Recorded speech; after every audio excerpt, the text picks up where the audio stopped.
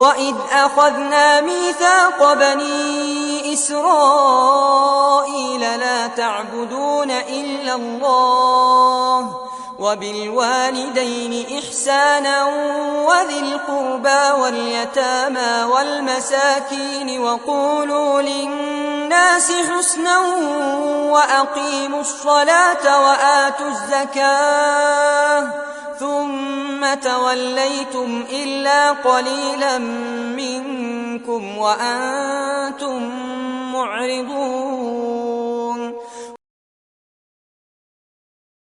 اور جب ہم نے بنی اسرائیل سے وعدہ لیا کہ تم اللہ کے سوا کسی کی عبادت نہ کرنا اور والدین کے ساتھ نیکی کرنا اور رشتہ داروں، یتیموں اور مسکینوں کے ساتھ بھی بھلائی سے پیش آنا اور لوگوں سے نرمی سے بات کرنا اور نماز قائم کرنا اور زکوہ دینا، مگر تم میں سے کچھ لوگوں نے اس سے منع موڑ لیا سوائے چند لوگوں کے، اور تم ہمیشہ روگردانی کرتے رہے۔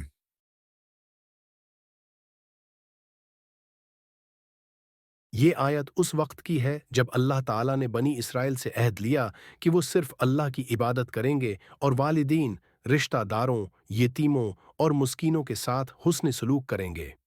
یہ عہد ان کی ہدایت اور بھلائی کے لیے تھا، مگر بنی اسرائیل نے بار بار اس عہد کو توڑا اور اللہ کے احکام سے منہ موڑا۔ اللہ نے اس آیت میں ان کی نافرمانی اور وعدہ خلافی کو بیان کیا۔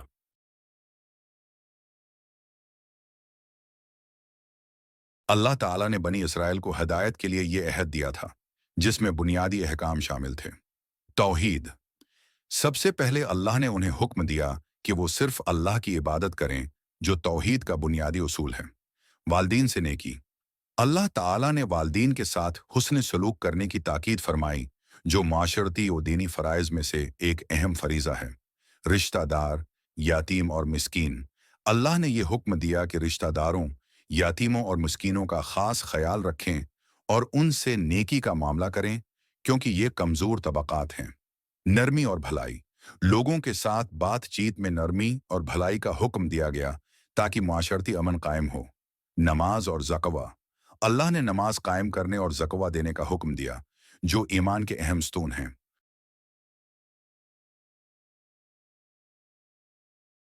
توحید کا پیغام۔ یہ آیت اللہ کی وحدانیت کو واضح کرتی ہے۔ اخلاقی ذمہ داریاں۔ آیت میں بنی نوع انسان کی اخلاقی ذمہ داریوں پر زور دیا گیا ہے۔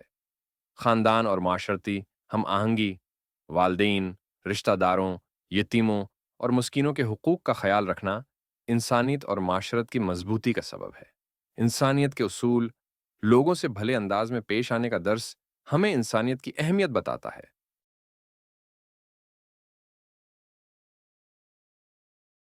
توحید اور اللہ کی عبادت کا حکم۔ والدین، رشتہ داروں، یتیموں اور مسکینوں کے حقوق۔ انسانوں کے ساتھ بھلائی اور نرمی سے پیش آنا۔ نماز اور زکوہ کی پابندی۔ بنی اسرائیل کی وعدہ خلافی اور نافرمانی کا بیان۔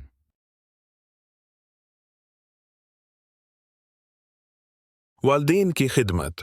جیسے کوئی بچہ اپنے والدین کی خدمت کرے اور ان کی خوشنودی حاصل کرے، ویسے ہی اللہ تعالی نے والدین کی عزت اور خدمت کا حکم دیا ہے۔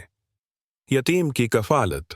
جیسے ایک شخص یتیم کی پرورش میں محنت کرتا ہے اور اسے سہارا دیتا ہے، اسی طرح اللہ نے ہمیں یتیموں کا خیال رکھنے کی تاکید کی ہے۔ ضرورت مند کی مدد۔ جیسے کوئی شخص کسی غریب کی مدد کرتا ہے تاکہ وہ اپنی ضرورت پوری کر سکے، ویسے ہی مسکینوں کے ساتھ بھلائی کا حکم دیا گیا ہے۔ نرمی سے بات چیت۔ جیسے کوئی بزرگ نرم لہجے میں نصیحت کرتا ہے، ویسے ہی ہمیں لوگوں سے بھلے انداز میں بات کرنے کا حکم دیا گیا ہے۔ زکوہ دینا۔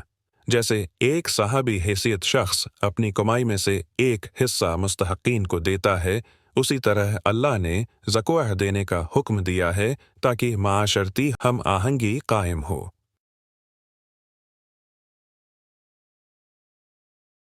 آج کے دور میں بھی اس آیت کی تعلیمات ہمارے لیے مشعل راہ ہیں۔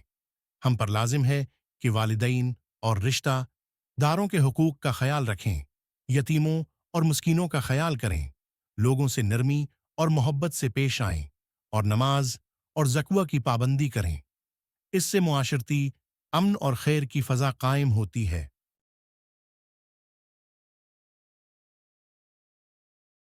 اللہ کی وحدانیت پر یقین رکھیں اور صرف اس کی عبادت کریں۔ والدین اور رشتہ داروں کے حقوق کا خیال رکھیں۔ یتیموں اور مسکینوں کی مدد کریں اور معاشرتی ذمہ داریوں کو پورا کریں۔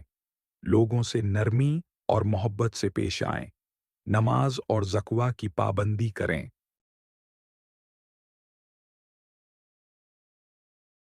یا اللہ، ہمیں صرف تیری عبادت کرنے والا بنا اور ہمیں شرک سے محفوظ فرما۔ آمین۔ یا اللہ، ہمیں والدین، رشتہ داروں اور مسکینوں کے ساتھ بھلائی کرنے کی توفیق عطا فرما اور ہمارے اخلاق کو بہترین بنا۔ آمین۔ اے اللہ، ہمیں لوگوں کے ساتھ نرمی اور بھلائی سے پیش آنے کی توفیق دے اور ہمیں معاشرتی ذمہ داریوں کو پورا کرنے والا بنا۔ آمین۔